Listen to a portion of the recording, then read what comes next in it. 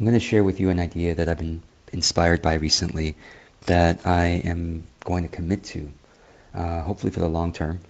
And the idea is Life Monastery. The idea that this life is like coming into a sacred monastery of spiritual practice that we create. Perhaps our higher soul, our divine source, has helped us to craft a program of spiritual practice and growth, and we're here for it.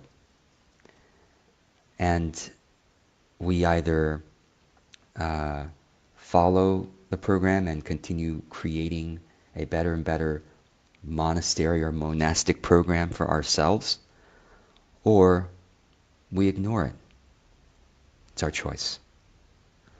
And so I am inspired by this idea because I don't know about you, but I have had the privilege of doing spiritual retreats in my life.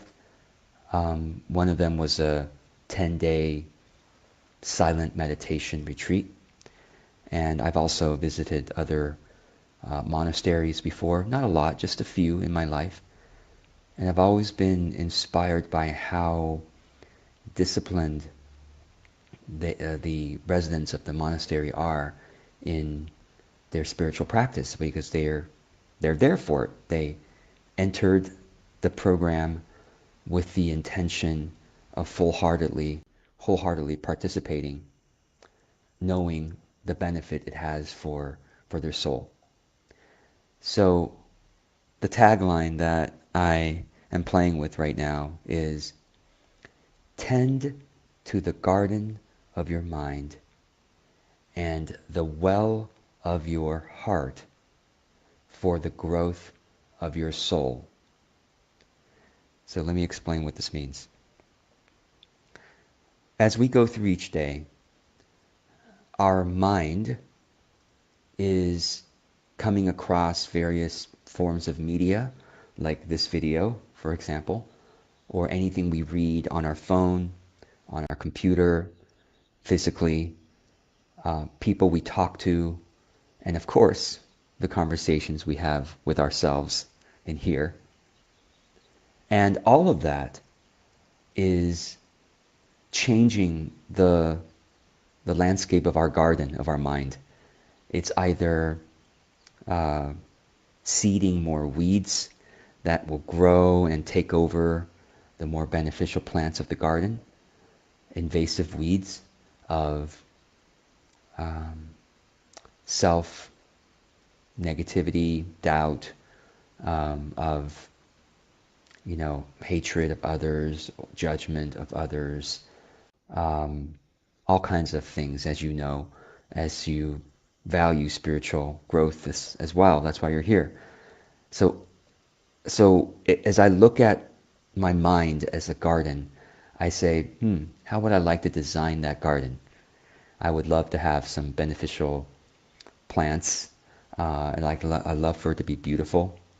And so therefore, I want to cultivate the garden of my mind throughout the day by nurturing the good plants and weeding out the invasive and non-helpful toxic plants to the garden.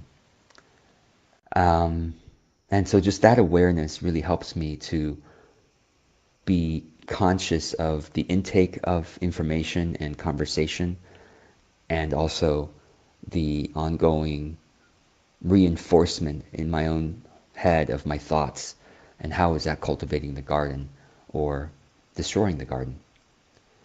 Um, and then the second part of that tagline, so tend to the garden of your mind and the well of your heart.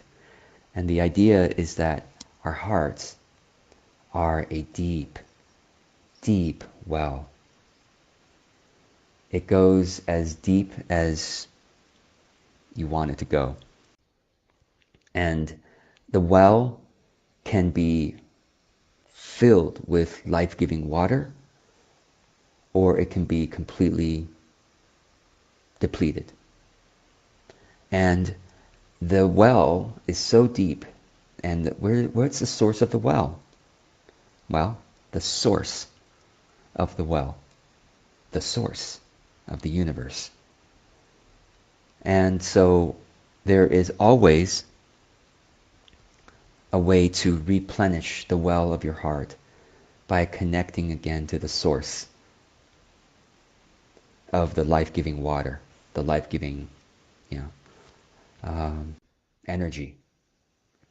And so I do my energy reboots, which helps me tap again into that source and replenish the well of my heart so that it's again filled with life-giving energy, life-giving water, which of course helps to water the garden. You see how this is all related. And the garden, therefore, from the well of the heart to the garden of the mind, becomes a beautiful place for the soul to grow. So I am considering creating a program for fellow life monastics.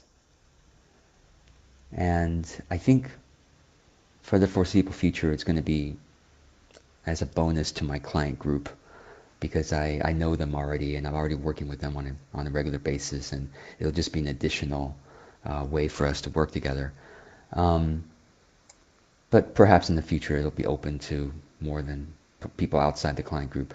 But the reason I'm saying this is because guess what? You too can create a life monastic program for yourself, a life monastery for your own life. There's no need to join my program or anybody else's program because you came into this life with a program that your soul, your higher self, along with Source, along with your spirit team perhaps, already designed.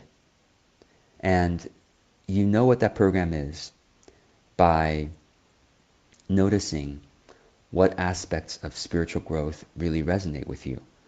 There's a reason why certain spiritual principles and spiritual practices and spiritual paths resonate with you. It's a signal from your higher self to say, hey, pay attention to this. This is perhaps part of your life monastery program of daily spiritual practice or weekly spiritual practice or monthly or whatever it may be, of moment-to-moment spiritual awareness. So think about that for yourself. What might a life monastery program look like? And just like any monastery program, there's a schedule of certain disciplines that you take on to help with give you the banks of the river. It gives you a way to channel your life energy. So anyway, I hope this is helpful. Thank you so much for watching, and I look forward to seeing your comments below. Thanks so much.